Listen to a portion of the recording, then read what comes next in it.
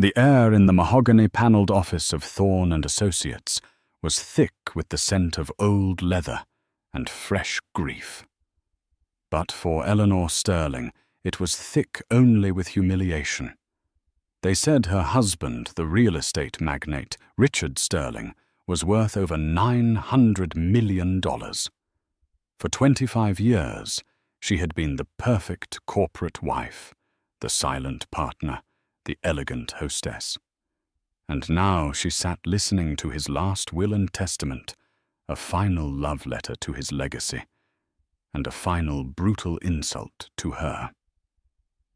The lawyer's voice was a monotone drone, but one phrase cut through the fog. "And to my wife Eleanor, I leave the sum of $10,000. A gasp rippled through the room. But what no one knew, not the sneering young fiancé, not the corporate lawyers, not even Eleanor herself, was that Richard's greatest trick wasn't in the millions he left behind, but in the billions he had hidden. And the key to it all was sitting right there, in the one name he thought he could control forever hers. The Sterling penthouse on Park Avenue wasn't a home. It was a statement. It occupied the top 2 floors of a limestone monolith with floor-to-ceiling windows that didn't just overlook Central Park, they commanded it. Every surface was either Italian marble, polished chrome, or exotic wood that smelled faintly of lemon oil and money. This was the world Richard Sterling had built, and Eleanor Vance Sterling was its most prized and most neglected ornament. Their marriage 25 years ago had been a merger. He was the brash, ambitious developer, clawing his way up from a working-class background in Queens. She was the quiet cerebral art history graduate from a respectable, albeit not wealthy Boston family. He saw her as class, a touch of old-world grace to soften his ruthless edges. She, in her youthful naivete, had seen a diamond in the rough, a man of ferocious energy she mistook for passion. Over the years, the diamond had been polished, but it had also hardened. Richard became a titan of New York real estate. Sterling Tower, Sterling Plaza. The Sterling residences, his name was etched in steel and glass across the city skyline. And with every new acquisition, every billion-dollar deal, a piece of the man Eleanor had married, chipped away, replaced by an insatiable, cold ambition. Their life became a meticulously curated performance. Dinners were not for conversation, but for cementing deals. Vacations were not for relaxing, but for networking in St. Bart's or Monaco.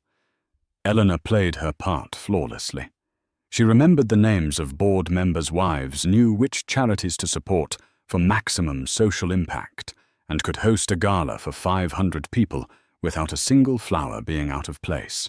But in the quiet moments, the silence in their cavernous apartment was deafening. Richard rarely spoke to her about his business anymore. In the early days, he would spread blueprints across the dining table, his eyes alight with excitement. Now business was conducted in hushed phone calls behind the closed door of his study. When she asked, he would pat her hand condescendingly. "Don't you worry your pretty head about it, Ellie.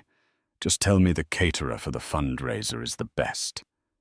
He controlled everything. Her credit card statements were reviewed by his accountant. The driver reported her destinations. He even suggested her friends, subtly phasing out anyone he deemed too independent or inquisitive. Eleanor, a woman who could once debate the nuances of Renaissance art for hours, found her world shrinking until it was contained within the gilded walls of their penthouse. The final crack in their pristine facade arrived in the form of Amber Croft. She was 28, with a law degree she barely used, and an ambition that rivaled Richard's own. He hired her as a special consultant for his international acquisitions. Soon she was everywhere. At his side in board meetings, laughing a little too loudly at his jokes at dinner parties, her hand lingering on his arm a fraction too long. She looked at Richard with a rapacious hunger that he mistook for adoration. She saw a king, and she wanted the crown. Eleanor saw it all. She saw the way Richard's chest puffed out when Amber praised him. She saw the secret shared smiles across a crowded room. She wasn't angry, not anymore. The part of her that could feel that fiery betrayal had been numbed by years of quiet neglect. What she felt was a profound, weary sadness. The end came not with a dramatic confrontation, but with the cold efficiency of a business transaction. It was a Tuesday morning. Eleanor was arranging flowers in the foyer when Richard emerged from his study, impeccably dressed in a Tom Ford suit. "Eleanor," he said, his voice devoid of any emotion. "We need to talk." They sat in the formal living room, a space so perfect it looked like no one had ever lived in it.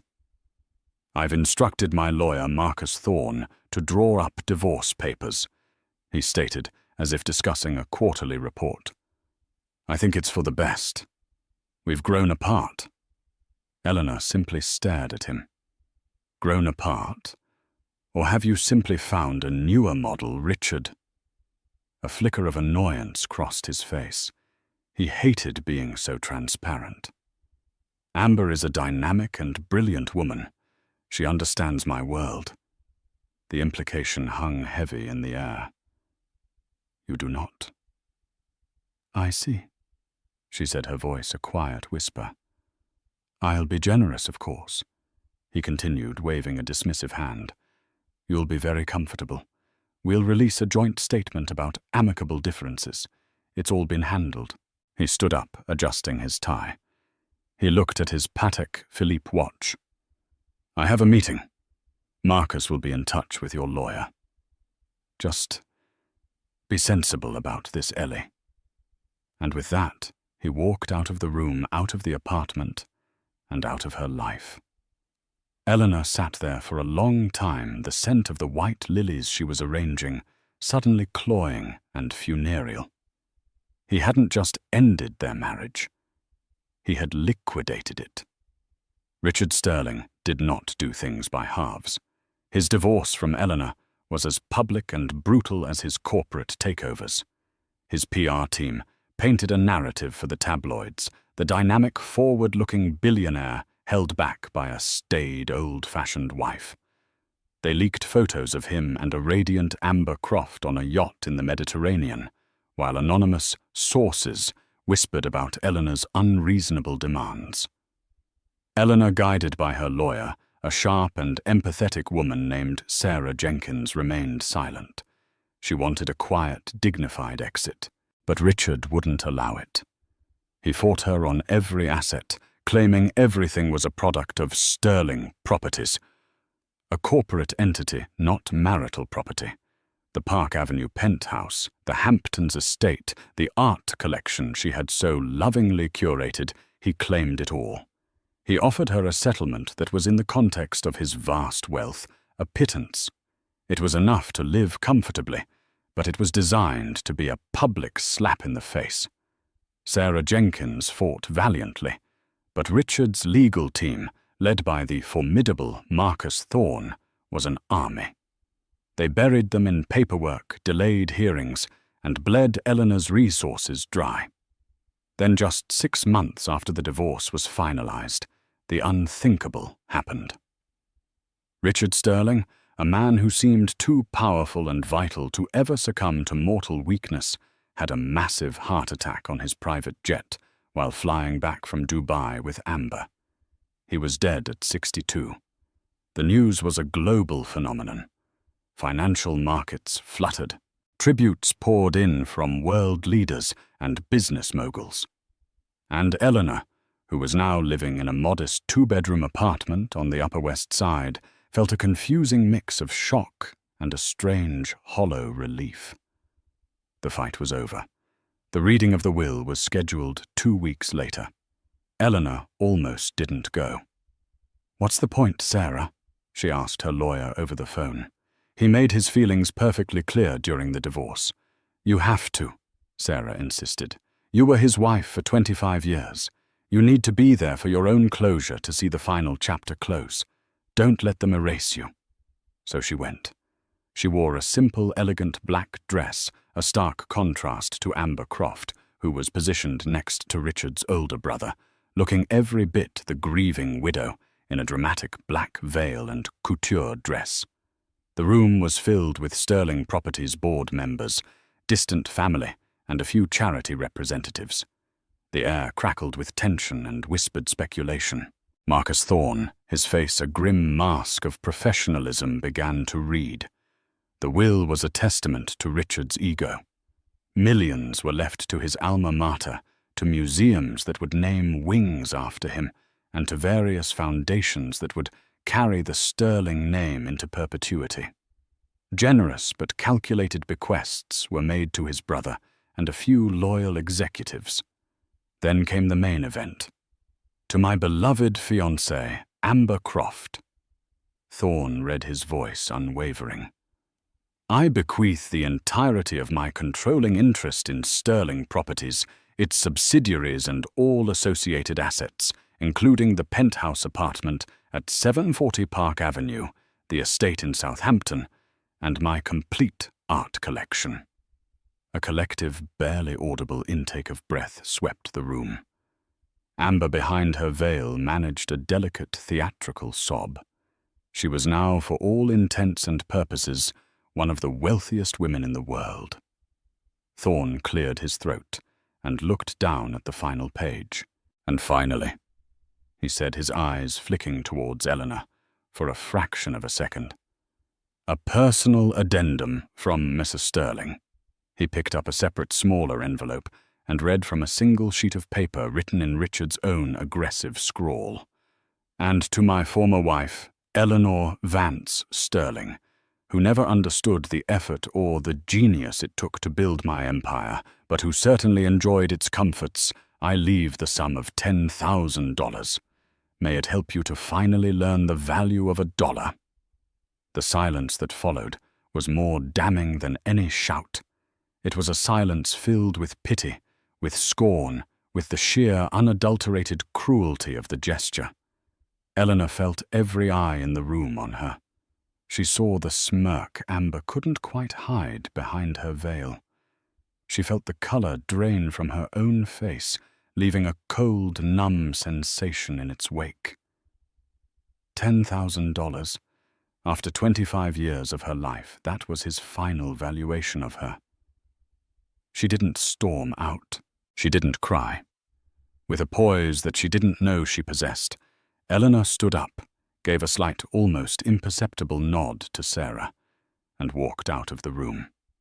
The clicks of her heels on the marble floor were the only sound, each one a hammer blow to her shattered pride. Her humiliation was now complete, witnessed and sealed by the last will and testament of the man she had once loved. The weeks following the will reading were a blur of grey. The story was, of course, leaked to the press. "Sterling's final rebuke, tycoon leaves ex-wife pennies," screamed one headline. Eleanor became a public object of pity, a cautionary tale whispered about at charity luncheons she no longer attended. Old friends, the society friends who had revolved around Richard's son, stopped calling. Their invitations were contingent on proximity to power, and Eleanor was now powerless. She moved out of the rental apartment she could no longer afford and found a small one-bedroom walk-up in Brooklyn's Carroll Gardens. It was a world away from Park Avenue. The floors creaked, the radiator hissed, and the view was of a brick wall. For the first month, she barely left. The $10,000 check sat on her kitchen counter. An object of such profound insult, she couldn't bring herself to cash it. Her world had been reduced to 4 small rooms. The woman who had managed a staff of 12 now struggled to figure out the temperamental washing machine in the building's basement. The woman who had dined at Le Bernardin now ate toast for dinner, because she was too exhausted to cook. It was in this crucible of loneliness and anonymity that Eleanor Vance finally began to re-emerge from the shadow of Eleanor Sterling. One rainy afternoon, overwhelmed by the oppressive silence, she opened a box that had been in storage for years. Inside were her old college textbooks on art history. She ran her fingers over the faded covers, the smell of old paper and ink, a ghost from a life she had almost forgotten. She pulled out a book on the Dutch masters and began to read. It started as an escape, a way to fill the empty hours, but slowly it became something more. She reread her old essays, her notes scribbled in the margins. She remembered the passion she had felt, the thrill of deciphering the hidden symbolism in a Vermeer or the emotional turmoil in a Rembrandt. A part of her that had been dormant for a quarter of a century began to stir. She started visiting museums again, not as a patron for a gala, but as a student. She would spend hours in front of a single painting at the Met or the Frick collection, a notebook in hand, losing herself in the brush strokes. She was no longer Mrs. Sterling, a name that opened doors. She was just Eleanor Vance, an anonymous woman in a sensible coat, finding solace in the quiet, timeless beauty of art. One day she cashed the check, not out of defeat, but out of pragmatism. It paid for 3 months' rent and a new laptop. With the laptop, she started writing again. She started a small blog, Vance's Vision, where she wrote detailed essays on art exhibits, historical context, and artistic theory. Her writing was sharp, insightful, and deeply personal. It found a small but dedicated audience of art lovers and students. For the first time in years, she felt a sense of purpose that was entirely her own. It was during this time that Sarah Jenkins, her lawyer, called. "Eleanor, how are you holding up?" Sarah's voice was warm with genuine concern. "I'm okay, Sarah. I'm surviving," Eleanor replied, a hint of her old self returning. "I've been going over the divorce settlement paperwork again," Sarah said, her tone shifting to business. "And some of the corporate filings from over the years. There's something that's been bothering me." "What is it?" Eleanor asked, not with any hope, but with mild curiosity. "During your marriage, Richard had you sign dozens, maybe hundreds of documents. Spousal consent forms, power of attorney for specific transactions, things like that. You remember?" "Vaguely," Eleanor admitted. "He would just put a stack in front of me and say, 'Sign here, Ellie, it's for a bank loan,' or 'It's for a new property title.' I never read them. I trusted him." "I know. Most spouses in your position do," Sarah said. "But I've been looking at the names of the entities you were signing for. Most are standard subsidiaries of Sterling Properties. But there are a few outliers. Companies I can't find any public link to Sterling. One name in particular keeps cropping up over and over again for the last 15 years. A chill went down Eleanor's spine, an inexplicable sense of dread and premonition. "What's the name?" "It's a holding company," Sarah said, her voice slow and deliberate. "It's called Vance Holdings, Inc." Vance, her own maiden name. Eleanor felt a wave of dizziness gripping the edge of her small kitchen table to steady herself. "Vance Holdings. I've never heard of it. I've never owned a company." "According to these documents, you do," Sarah said, the sound of rustling papers audible through the phone. "Or at least you are the sole listed director and signatory. Richard set it up 15 years ago. You signed the incorporation papers. You signed documents giving you signatory power over its bank accounts. You signed authorizations for dozens of transactions in its name." Eleanor's mind raced back through the years. She pictured Richard standing over her desk, a sheaf of papers in one hand, an expensive pen in the other. his impatient sigh. "It's just legal boilerplate, Ellie. For tax purposes. You know I handle all this." And she would sign her elegant signature flowing across the page, never once questioning, never once reading the fine print. The trust she'd had in him felt like a monumental, crushing stupidity. What? What kind of company is it, Sarah? That's the $1,000,000 question, or maybe the $1,000,000,000 one? Sarah replied, a new edge of excitement in her voice. On the surface, it's just a shell corporation, registered in Delaware. Minimal public records, but the transaction authorizations you signed, they aren't small. They are for the purchases of very specific, very high-value assets. A commercial building on Fifth Avenue, a portfolio of blue-chip stocks, a collection of impressionist paintings purchased at a private auction in Geneva. Eleanor sank into a chair. The Monet, the Degas. Richard told me a corporate partner bought those for the Sterling Properties collection. They weren't bought by Sterling Properties, Sarah said, her voice firm. They were bought by Vance Holdings.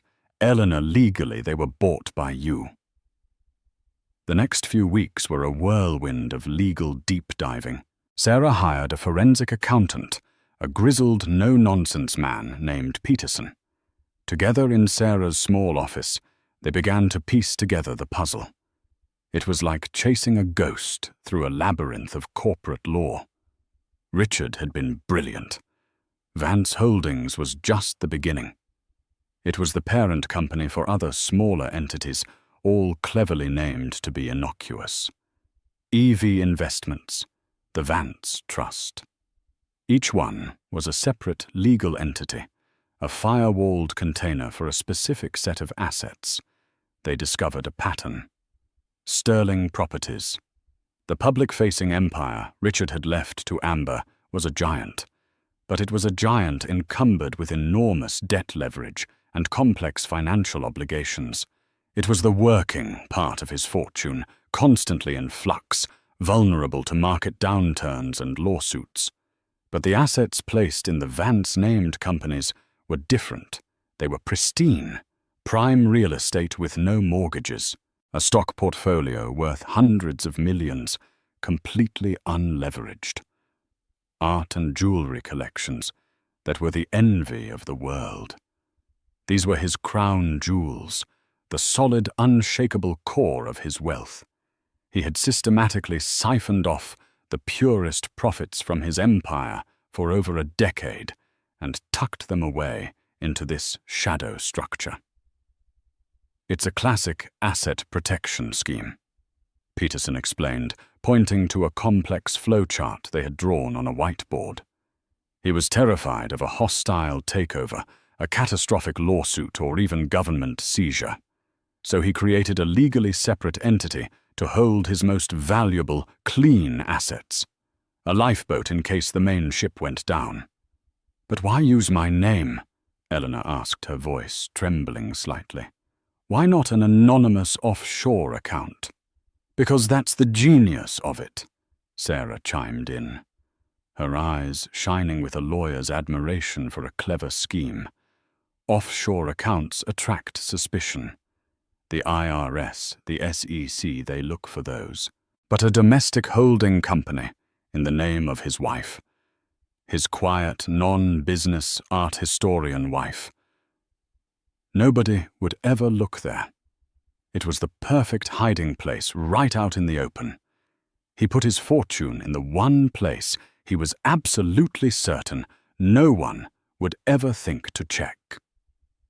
The final piece of the puzzle clicked into place. Richard hadn't just used her name. He had used his perception of her, her passivity, her lack of interest in his business world, her trust. He had weaponized his own underestimation of her. He had built a fortress for his wealth and made her the unwitting, invisible gatekeeper. The problem remained, however. They could see the outlines of the empire, but they didn't have the keys. The bank accounts were protected by layers of security. The deeds and stock certificates were held in secure vaults. They knew the what, but not the how. To claim it, they needed someone from the inside. They needed someone who knew Richard's system, his passwords, his private bankers. And there was only one man alive who fit that description, a man whose name alone made Eleanor's stomach clench. "We have to talk to Julian Croft," Sarah said, her expression grim. "Richard's financial advisor, and Amber's uncle." The name Julian Croft landed like a stone in the pit of Eleanor's stomach. For 20 years, Julian had been Richard's most trusted advisor, a quiet, meticulous man who was the architect of Richard's financial strategies. He was also Amber's uncle, the one who had introduced her to Richard in the first place, hoping to secure her a cushy internship.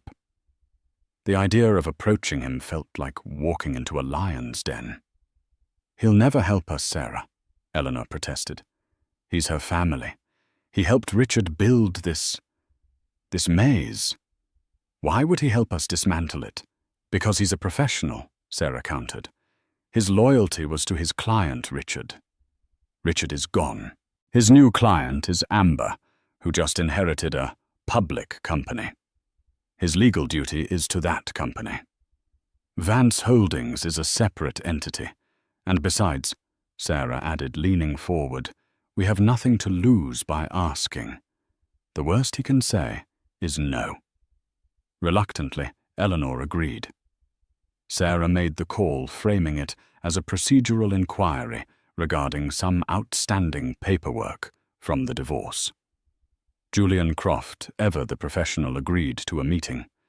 They met not in a corporate boardroom, but in a quiet, old-fashioned coffee shop in Greenwich Village. Julian Croft was in his late 60s, with thinning grey hair, sharp eyes behind wire-rimmed glasses, and a somber suit that seemed to be his uniform. He looked more like a history professor than a high finance wizard. He listened patiently as Sarah laid out their findings, presenting him with copies of the documents Eleanor had signed, the incorporation papers for Vance Holdings, and the transaction records they had managed to uncover. Throughout her presentation, his face remained an impassive, unreadable mask. When Sarah finished, he took a slow sip of his black coffee. He placed the cup down carefully, his gaze shifting from the documents to Eleanor. For the first time, he looked directly at her, and she saw not hostility, but a deep, weary resignation. "I wondered when you might figure this out," he said, his voice a low baritone. "Or if you ever would." Eleanor and Sarah exchanged a stunned glance. "You knew," Eleanor whispered. "Mrs. Sterling." "Eleanor," he corrected himself. "I didn't just know. I helped him set it up. It was my idea initially. The asset protection strategy. It was standard practice for a man of his wealth and appetites." He paused, choosing his words carefully. Richard's weakness was his arrogance. He believed he could control everything and everyone. He created Vance Holdings as his ultimate safety net. He put it in your name because he believed you were the safest variable in his life. Predictable, uncurious, pliable. Each word was a confirmation of her deepest insecurities, yet coming from him it sounded less like an insult and more like a diagnosis. "Why are you telling us this?" Sarah asked, cutting to the chase. Julian Croft looked out the window for a long moment, watching the city rush by. "I have a niece," he began, his voice laced with a bitterness that surprised them both. "I watched her grow up. I saw the ambition in her, the same ruthless, empty ambition I saw in Richard. I introduced them thinking a man like Richard could temper her, give her direction. Instead, they amplified the worst in each other. He fed her greed and she fed his ego. He turned back to them, his eyes filled with a profound disappointment. I spent 20 years helping Richard Sterling build an empire. I watched him become a titan, and I watched him become a monster. I watched how he treated you, Eleanor. The quiet dismissals, the public slights. You carried yourself with a dignity he never deserved. He slid a single key and a small folded piece of paper across the table. I have no love for what my niece has become.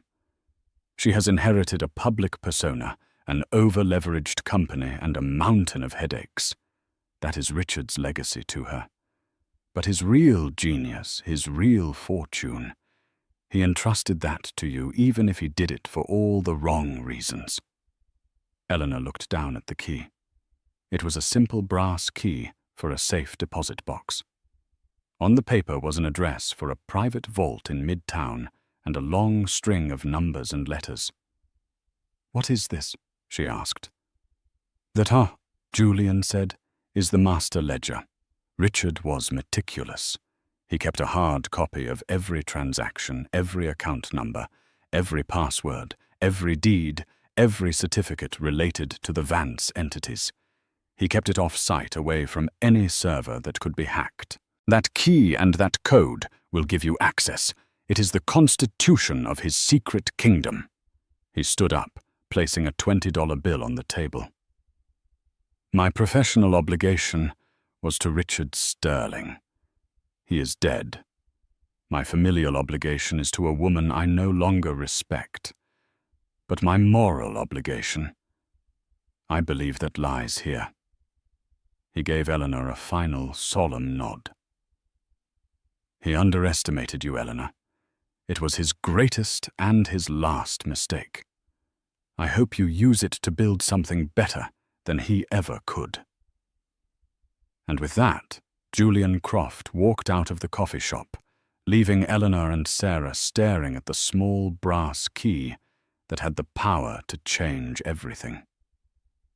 The journey to the private vault in Midtown felt like a descent into another world. Above on 47th Street, the city was a chaotic symphony of honking cabs, shouting vendors, and the frantic energy of commerce. But once they stepped through the unmarked bronze doors of Metropolitan Secure Storage, all sound vanished, replaced by a hushed, refrigerated silence. The air was cool and still smelling of polished steel and the kind of absolute security that money and only money can buy. Eleanor's heart hammered against her ribs. She clutched the small brass key in her pocket, its serrated edges digging into her palm. Beside her, Sarah Jenkins was a picture of professional calm. Her briefcase held firmly in hand, but even she seemed to carry a new tension in her shoulders. They were acting on the word of an untrustworthy ally to chase a ghost through his final hiding place. A guard with the build of a linebacker and the expression of a statue led them through a series of security checkpoints. Fingerprint scans, retinal scans, a password that Sarah read from her phone. Each step took them deeper into the facility's core. Finally, they stood before a wall of gleaming steel doors, a silent, intimidating grid of secrets. The guard pointed to a small drawer.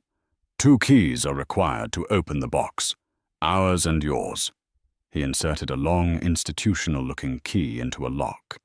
He then stepped back, indicating the second lock with a nod. With a trembling hand, Eleanor inserted the brass key Julian Croft had given her. It felt impossibly small, almost frivolous, against the massive steel door. She turned it. A solid, satisfying thunk echoed in the silent chamber. The guard pulled the heavy door open, revealing a long, steel-lined box. "The private viewing room is down the hall," he said, his voice a monotone drone. Together, Eleanor and Sarah carried the box its weight, surprising and significant. It felt heavier than its size suggested, weighted with the secrets of a man Eleanor had thought she knew. Inside the viewing room, a small, featureless space with a single steel table and 2 chairs. They set the box down. The silence was absolute. Eleanor's hands hesitated over the latch. "What do you think is in here, Sarah?" She whispered, her voice barely audible. "Gold-bearer bonds. Things I can't even imagine." "I don't know." Sarah admitted, her lawyerly composure momentarily slipping. "But with Richard, I've learned to expect the meticulously organized and the monumentally arrogant." Eleanor took a deep breath and opened the box. There was no gleam of gold, no stacks of cash. Instead, there were 2 items. The first was a single thick leather-bound ledger, the color of dried blood. The second was a small encrypted hard drive. Eleanor ran a finger over the worn leather cover of the ledger. There was no title, no label, just the faint indentation of years of pressure from Richard's hand. It was the physical embodiment of his secret life. She opened it to the first page. There, in Richard's precise, aggressive handwriting, was the heading "Vance Holdings, Inc., Asset Acquisitions." The first entry was dated 15 years ago. It detailed the cash purchase of a commercial building on Rodeo Drive for a price that made Eleanor gasp. Page after page, they saw it all. Meticulous entries detailing dates, prices, holding companies, and account numbers. A flowing chronological record of the secret siphoning of a fortune. They didn't speak for nearly an hour. The only sound, the soft rustle of the thick paper as Eleanor turned each page. She saw the purchase of the Monet she had so admired at a gala. The one Richard had breezily told her was a new acquisition for the corporate collection. Here in his own hand was the truth, purchased via the Vance Trust, transferred to Geneva Free Port Storage. She saw the stock purchases, thousands of shares of blue-chip companies bought in her name through EV investments. She saw entries for cars, jewelry, even a private villa on Lake Como. She never knew existed. It was an empire built in stealth, a financial masterpiece of concealment. And every transaction, every acquisition, was legally tied to her name. By the time they reached the final entry, dated just a week before Richard's death, the sheer scale of his deception had left them breathless. Back in Sarah's office, they plugged the encrypted hard drive into Peterson's secure laptop. Armed with the master password from the ledger's inside cover, the drive unlocked, revealing spreadsheets that mirrored the ledger's contents, but with updated real-time valuations. Peterson, the grizzled forensic accountant, let out a low whistle. "My God," he murmured, his fingers flying across the keyboard, cross-referencing, verifying, and tallying. "This is a work of art. Look at this real estate portfolio. No leverage, no mortgages, just pure, unadulterated cash flow. And this stock portfolio. It's a dream. Not a single margin loan against it." He projected the main spreadsheet onto the large monitor on the wall. The numbers glowed in the dimming afternoon light. The neat columns and staggering figures represented the true essence of Richard Sterling. The public-facing company he had left to Amber was his war machine, loud, powerful, but heavily armed with debt and obligations. This hidden portfolio was his crown, silent, perfect, and untouchable. Finally, after another hour of intense work, Peterson leaned back, his face a mixture of professional awe and disbelief. "Okay," he said, his voice heavy.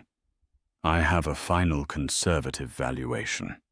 Eleanor and Sarah waited, their hands clasped on the table. "As we know," Peterson began, standing and walking to the monitor. "Sterling Properties, the company Ms. Croft inherited, has a net asset value of approximately $950 million once you factor in its colossal debt. It's a massive, complex, and high-risk entity. He pointed a laser at the spreadsheet on the wall. These assets, however, the real estate, the stocks, the bonds, the art, the physical commodities all legally held under the Vance umbrella of companies, are the exact opposite. They are stable, unleveraged, and pure. And their combined current market value is— He paused, letting the moment hang in the air. $2.8 billion. The figure 2,000 tons, 800,000 £1,000, seemed to suck the very air from the room. Eleanor felt a wave of vertigo gripping the table to steady herself. It wasn't joy or triumph she felt, but a profound, soul-crushing shock. The will, the $10,000, she whispered, was the greatest head fake in history. Sarah finished for her, her voice tight with fury on Eleanor's behalf. This was his ultimate plan, Eleanor. Don't you see, it wasn't enough to divorce you and humiliate you. He constructed this entire secret empire in your name, using the powers of attorney you signed, believing you'd never look. His plan was to finalize the divorce, cast you aside, and then at his own pace use those same documents to transfer all of this into a new trust for himself. He was going to steal your own fortune from you, and you never would have even known you had it. The full monstrous weight of his arrogance, of his breathtaking condescension, finally crashed down on Eleanor. He hadn't just hidden his fortune in her name. He had made her the unwitting temporary guardian of his true legacy. He saw her as nothing more than a secure, silent vault. And his only miscalculation, the one fatal flaw in his perfect, brilliant plan, was the simple, unpredictable fact of his own mortality. He had successfully moved every piece into place for the checkmate, but had died before he could declare it. And in doing so, he had left the board, the game, and the entire kingdom to the one player he had never even considered an opponent. The reckoning did not begin with a cannon blast, but with the quiet, relentless turning of legal gears. In Sarah Jenkins' office, the days that followed the discovery of the ledger were a blur of focused intensity. They were no longer searching for a ghost. They were methodically dismantling a fortress. Sarah Peterson and a small, hand-picked team of specialists worked with the precision of surgeons. Change of control notifications drafted with ironclad legal language and supported by notarized copies from the ledger were dispatched via secure courier to a dozen different financial institutions across the globe. Each document was a legal torpedo, silent and unseen, streaking toward the hull of Amber Croft's inherited empire. The first impact struck on a Tuesday. Amber was in a private viewing room at a NetJets facility, the scent of new leather and jet fuel intoxicating her. She had decided Sterling Properties needed a new G650. It was a statement, a way of announcing that the Queen was firmly on the throne. When the sales executive returned, his face was pale, his professional smile strained. "There appears to be an issue with the wire transfer, Ms. Croft," he stammered. "The funds from the Geneva account. They've been blocked." Amber laughed, a sharp, dismissive sound. "Blocked? Don't be ridiculous. There are over $200 million in that account. Try again. Tell them who I am." "We have Ms. Croft," the executive said, sweating under his collar. "The bank was very clear. They said there is a new sole signatory on the account. An Eleanor Vance." The name hung in the air, a foul odor in the pristine room. Amber's smile vanished. Confusion, then fury, contorted her features. She spent the next hour on her phone, her voice escalating from imperious commands to shrill, desperate threats. The answer from every banker was the same polite, unyielding, and legally absolute. Her access was gone. Her panic-stricken call to Marcus Thorne set the next stage in motion. Thorne, ever the pragmatist, was initially dismissive. He assumed it was a minor legal snarl, a loose end from the divorce. Then the official notification from Sarah Jenkins's law firm arrived. It wasn't a rambling letter. It was a crisp 100-page document with exhibits. As Thorne read, his professional curiosity turned to disbelief and then to a cold, sinking dread. He wasn't looking at a frivolous claim. He was looking at a masterpiece of asset concealment that had just catastrophically backfired on his late client. He recognized the legal structures. He understood the implications.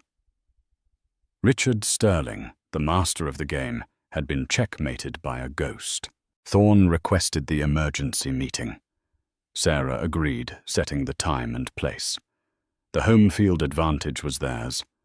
The atmosphere in Sarah Jenkins' conference room was a study in contrasts. It was a practical working space. Law books lined the walls, a whiteboard still held faint traces of their investigation, and the coffee was strong. It was a world away from the opulent mahogany-paneled rooms where Richard Sterling had made his deals. Eleanor sat at the head of the table. She wore a simple navy blue dress.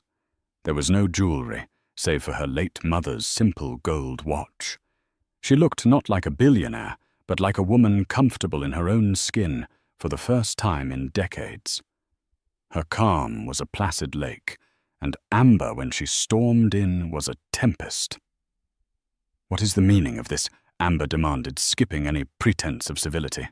She was flanked by Marcus Thorne, whose face was a grim, unreadable mask. "This is harassment. It's an illegal asset seizure, and I will have you both disbarred and thrown in jail." Sarah Jenkins simply gestured to the chairs opposite them. "Please have a seat. I assure you everything we have done is perfectly legal." Peterson, the forensic accountant, sat silently to Sarah's right, a stack of files in front of him. "Let's not waste time with theatrics, Ms. Croft." Sarah began, her tone even and professional. 15 years ago, Richard Sterling, with the assistance of his financial advisor, established a holding company in Delaware.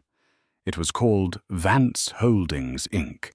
"Here," she said, sliding a document across the polished table, "is a copy of the incorporation certificate. As you can see, the sole director and officer listed is Eleanor Vance Sterling."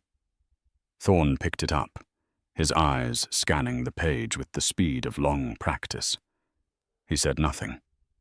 "Over the next decade and a half," Sarah continued, "Mr. Sterling used this entity and several others under its umbrella to acquire a number of, shall we say, pristine assets." She nodded to Peterson. He placed a second file on the table. Exhibit A. The deed to the commercial property at 451 Rodeo Drive, Beverly Hills. Purchased for cash. Title is held by Vance Real Estate, a wholly owned subsidiary of Vance Holdings. He placed another file on top of it. Exhibit B, the portfolio statement from Goldman Sachs for EV Investments. Current market value, as of this morning, is approximately $872 million. The account owner is listed as Eleanor Vance. File after file landed on the table. The deed to the villa on Lake Como, the ownership certificate for the sterling blue diamond, a detailed inventory of the art collection purchased through the Vance Trust. Each document was a hammer blow cracking the foundation of Amber's inherited world. Amber stared, her breath coming in ragged bursts. It's a forgery. It's all fake. Richard would never." "He loved me. He left everything to me," she shrieked, her voice cracking with desperation. Eleanor spoke for the first time, her voice quiet, but carrying an undeniable weight that cut through Amber's hysteria. "He left you sterling properties, Amber. I heard the will, just as you did. He was very specific. He left you the company, the brand, the public-facing empire. She leaned forward slightly, her eyes locking with Amber's. Did he ever tell you about the company's debt load? The bond covenants, the personal guarantees he made that are now tied to the corporate assets? He left you a very complicated, very leveraged, and very public job. You wanted to be queen. Well, he gave you the crown. It's just much, much heavier than you imagined. Marcus Thorne finally spoke, his voice raspy. My client's intention. Intention is a sentiment, Marcus, Sarah interjected smoothly, not a legal title. Richard Sterling's intention was to hide his most valuable assets from any potential creditor litigant or market collapse. And he chose to hide them behind the one person he believed would never look, his quiet wife.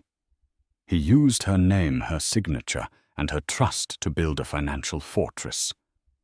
This is a scheme, a fraud, Amber yelled, pointing a trembling finger at Eleanor. You were in on it. Eleanor offered a sad, tired smile. No, that was his greatest mistake. I wasn't in on it. I knew nothing. And he was so certain of that, so confident in his underestimation of me, that he never bothered to protect himself from his own death. He planned, I'm sure, to take it all back at his leisure. But he ran out of time, so the assets remain with their legal owner. Me. Peterson slid one final sheet of paper onto the center of the table. It was a summary balance sheet. At the bottom, a single number was circled in red ink. 2,814, 550,000. Amber stared at the number as if it were a serpent. The fight visibly drained from her, replaced by a grey, hollow shock. She slumped back in her chair, all the fire extinguished. She had won the battle for Richard's affection, for his public life, for his name. But she had just discovered that the entire war had been a feint. The real prize had been secretly surrendered to her enemy long before she had even arrived on the battlefield. Thorne, recognizing the legal checkmate, cleared his throat. My client will need some time to review these documents. It was the closest he would come to admitting defeat. Take all the time you need, Sarah said. The facts will remain the same. As Amber and Thorne left defeated and silent, Eleanor remained seated, looking not triumphant, but profoundly weary. The ghost of her husband, the man of immense genius and even more immense arrogance, had finally been laid to rest. The aftermath was not a life of revenge or ostentatious display. It was a quiet, deliberate reclamation. Eleanor's first act was to visit the Park Avenue penthouse one last time. Escorted by Sarah, she walked through the cold marble rooms. It was a museum of a life that was never truly hers. She didn't feel sadness or anger, only a detached sense of closure. She instructed the estate managers to liquidate everything: the apartment, the furniture, the cars. She kept nothing except a small, unremarkable painting of a Boston street scene that had belonged to her mother, which Richard had always relegated to a guest bathroom. The vast river of money that flowed from the liquidation of the Vance assets was channeled into a single, powerful entity, the Vance Foundation. Eleanor threw herself into its creation with the same passion she had once reserved for her art history studies. Her mission was clear and a direct refutation of Richard's legacy. His philanthropy had been about ego, about etching the Sterling name onto buildings. Hers would be about impact. The Vance Foundation focused on two core principles: supporting brilliant, under-recognized artists, particularly women, and funding robust art education programs in public schools. She didn't want to buy Picassos. She wanted to fund the next Picasso. Her first major project was the endowment of a new wing at the Brooklyn Museum. When the museum board asked what she wanted it to be called, she smiled. "Just call it the Contemporary Arts Wing. The art is the point, not my name." She did not move to a palace. She bought a magnificent light-filled brownstone on a tree-lined street in Carroll Gardens, a short walk from her old, tiny apartment. She spent months renovating it, not to be a showpiece, but to be a home. Bookshelves replaced gilded mirrors. A comfortable, sun-drenched studio replaced a formal, unused dining room. The walls were filled with the works of the vibrant, emerging artists her foundation was now supporting. One crisp autumn afternoon, a year after the will reading, Eleanor sat in her studio, the sun warming her face. Her blog, Vance's Vision, had become the official journal of her foundation, its essays read and respected by critics and curators worldwide. She was writing an article about a young sculptor from the Bronx whose work she had just acquired for a new public installation. She paused, looking out of the window at the children playing in the garden below. The sterling blue diamond had been sold to a private collector, and the proceeds had just funded an entire decade's worth of art supplies for every public school in the city. The Testarossa was gone, and in its place 100 scholarships for promising art students had been endowed. Richard had tried to value her at $10,000. He had built a secret multi-billion-dollar kingdom in her name as the ultimate act of control. But his true final legacy, she realized, was not the one he had written in his will. It was the one he had unintentionally given her the power to create.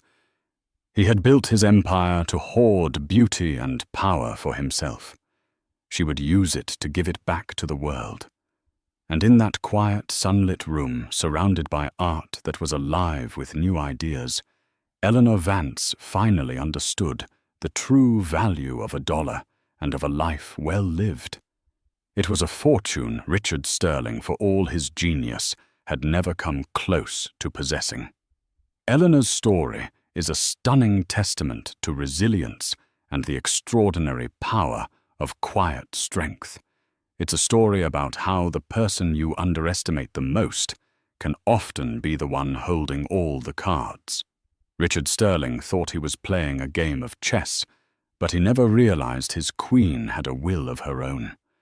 Her journey from a humiliated wife to a philanthropic powerhouse reminds us that true wealth isn't about what you own, but about the legacy you build and the purpose you find. It's a powerful lesson in looking closer, reading the fine print of our own lives, and never ever letting anyone else define our worth. If Eleanor's incredible story of poetic justice and quiet triumph moved you, please give this video a like and share it with someone who needs to hear that it's never too late to take back control. And for more unforgettable real-life stories like this, make sure you subscribe to our channel and hit that notification bell. What part of Eleanor's story shocked you the most? Let us know in the comments below.